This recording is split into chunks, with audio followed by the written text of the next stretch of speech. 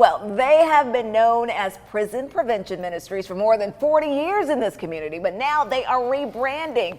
I am so glad to have with me Joe Smith, the Executive Director of now Transform Ministries.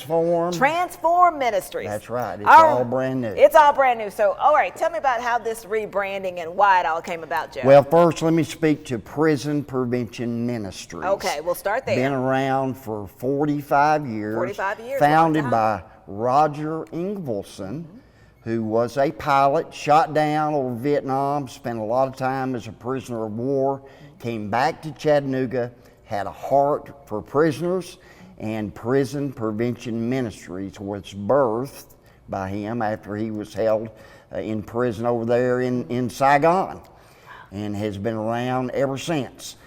When COVID hit, we had a lot of challenges, as you know, and all of a sudden we weren't able to get into the prisons and the jails where we were doing ministry, so we wanted to continue to work, so we branched some new tentacles, started working with kids in schools, particularly those kids that were learning remotely, but a lot of kids weren't signing on and doing their remote work. No, they were not. That was, and getting further and further behind. So we identified a group of kids, started bringing them over to the church every day and making sure that they were doing their schoolwork.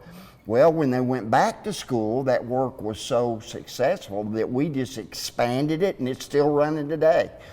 So we decided to rebrand because we're going in so many different directions, and we want to make sure the community understands that our work, although very important, is far more reaching than just the prisons and local jails. So I want to go back to that because you're talking about the kids.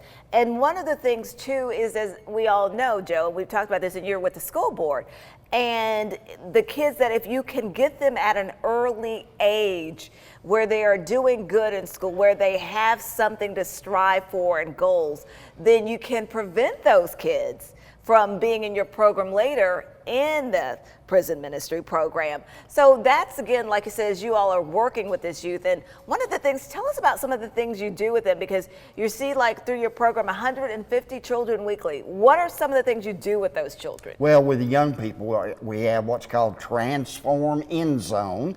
And these are kids that are age 9 to 14. Kids that are struggling academically and or behaviorally. Many of them have a parent, some cases both parents, that are in custody someplace. So we provide tutorial supports, academic tutoring, a lot of adventure-based activities. We have an amateur boxing program. We have some music supports.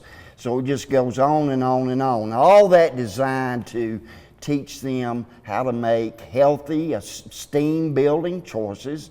And Latrice, we make no apology. We're faith-based, and we teach them that it doesn't matter what their problems are. You know, when I was growing up, my monsters were pretend. A lot of the young people today, their monsters are very, very real. Yeah, they have, and that's the thing about when you think about, Joe, and I know you being in the school board and just the stories that we've covered, we couldn't even imagine what some of these children face on a daily basis, the challenges that they face, and how they're able, you know, if you can get them through a day at school and they can do their work, then, you know, that's a monumental task, because they're facing some difficult challenges, a lot of these young people. I hear it all the time. You know, people think that the problems at the schoolhouse, and we do have a lot of challenges, but the real problem's at the house. We believe Jesus Christ and Him crucified, and we don't make any apology for that. And so one of the things too is, like you said, in teaching and loving these kids and teaching them about the gospel and teaching them that they are special. I think that one of the things too, Joe, how has that changed you as a school board leader, as a school board member, as, you know, with Hamilton County, and how you view things with the school system and our youth here? Well, you know, I often say that we're going to love more people into the kingdom than we'll ever preach them in. And, you know, just loving folks, meeting them right where they are, encouraging them, supporting them, holding them accountable, and when they need that as well, but just loving folks and providing opportunities and different pathways for them to grow into productive, contributing members of society, and that's what we want. And one of the things too in doing that is that, you know, like you said, transform ministries now, because you're trying to transform the lives of these young people. Like you said, at 9 to 14, you're trying to get them before they go off track through these programs and through this. And one of the things, what has been the most maybe rewarding, some of the responses and reactions and feedback you've gotten from some of the young people in your program? Well, they, you know, so many of them, again, when they refer to us, they're struggling.